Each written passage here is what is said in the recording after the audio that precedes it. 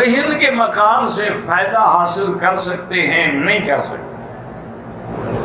مثال کے طور پر ایک آدمی نے قرضہ لیا کہ جی 1,00,000 روپے مجھے قرضہ دے دیں اور یہ میرے مکان کے کاغذات، رجسٹری، ہر چیز اپنے پاس رہن رکھ لیں۔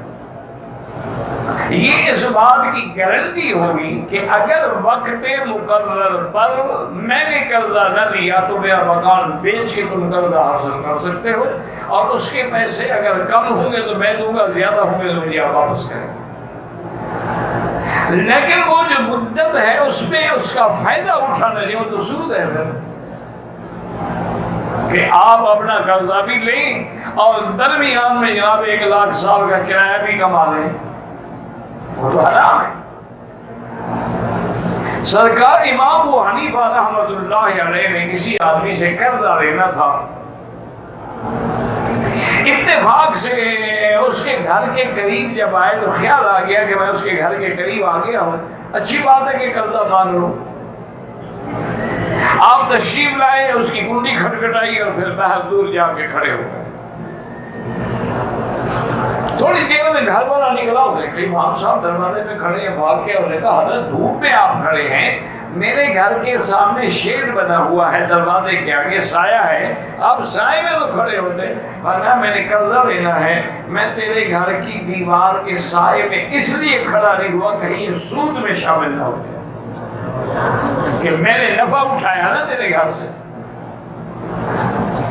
یہ ہے احتیاط۔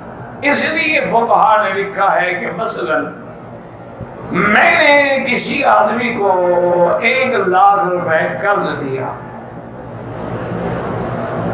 اب میں سڑک پہ کھڑا ہوں اور وہ اپنی گاڑی پہ گزرا، اس نے گاڑی روک لی، اے حضرت میں آپ کو پہنچا دوں۔ وہ فرماتے ہیں اگر قرضے سے پہلے بھی تمہیں یہ پہنچاتا تھا تو پھر تو بیٹھ جاؤ،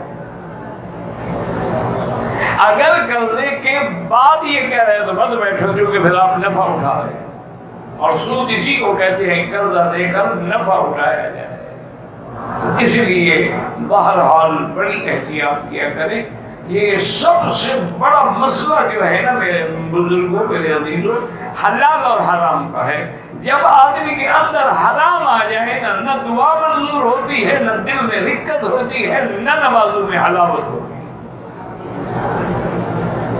جب رزق حلال ہو، صدق مقال ہو، پھر نماز میں لطف ہوتا ہے، پھر طواف میں لطف ہوتا ہے، پھر دعا مانگنے میں لطف ہوتا ہے، دل پہ رکت ہوتی ہے اور آنکھوں سے آنسو بہہ رہے ہیں۔